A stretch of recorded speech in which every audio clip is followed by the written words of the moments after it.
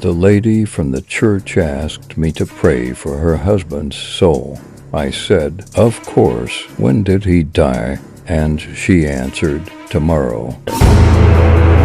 No child should die alone. That's why I decided to let my son invite some friends over.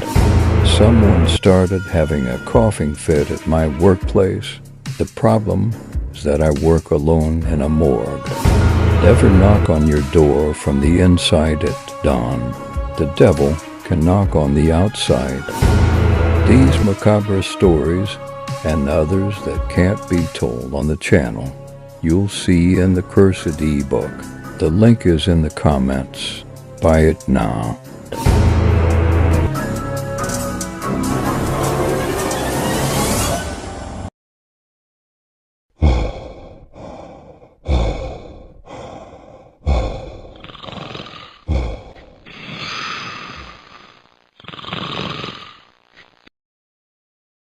As Sarah walked to the departure gate, the dimly lit airport seemed to whisper in the shadows.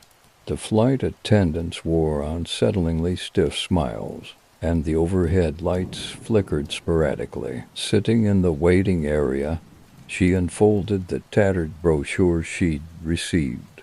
The front page was adorned with a foreboding, dark emblem. "Read the rules before getting on that plane," it instructed in blood-red text. Sarah chuckled nervously.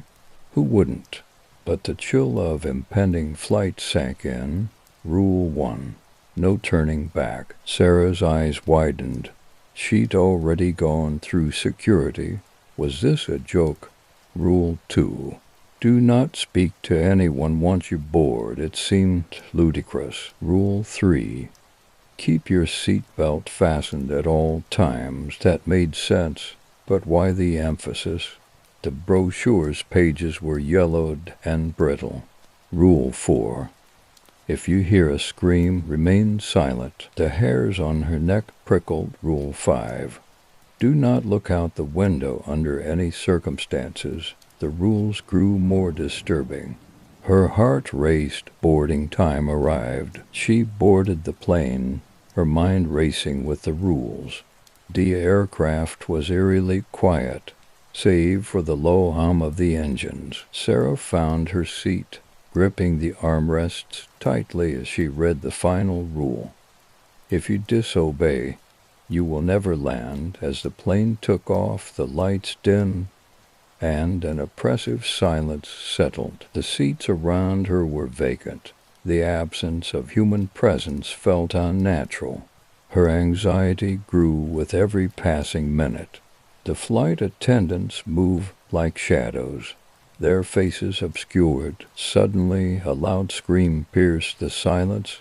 Sarah froze, her mind racing. The other passengers, unseen, seemed to be in silent turmoil. Her breath quickened as she glanced toward the window, the darkness outside swallowing any view. A cold sweat broke out on her forehead. The plane shook violently, and Sarah's heart pounded. She fought the urge to scream, but found herself unable to move. The air grew thick, the oppressive weight of fear crushing her. The rules echoed in her mind with every jolt and tremor. The plane leveled out, but an eerie calm had replaced the earlier turbulence. The overhead lights flickered, and the seatbelt sign remained on. Sarah's thoughts spiraled into panic. She could no longer distinguish between reality and nightmare. Outside, the darkness seemed alive, pressing against the windows. The dread was palpable, as if something was watching from beyond. The rules had not just been warnings, but commands to ensure survival in a place where rules dictated fate. Time lost meaning in the suffocating silence. The brochure's final warning seemed to come alive. Sarah's eyes darted to the emergency exit sign, but the rules had already sealed her fate. The once mundane flight had transformed into a horrifying, inescapable ordeal.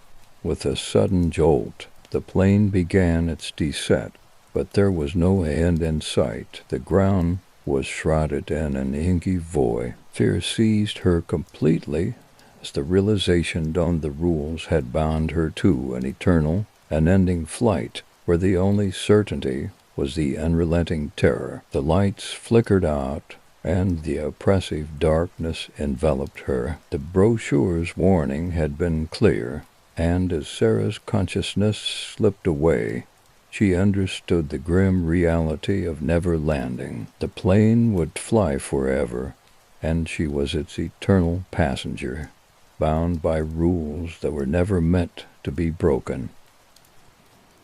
Until next time, thank you.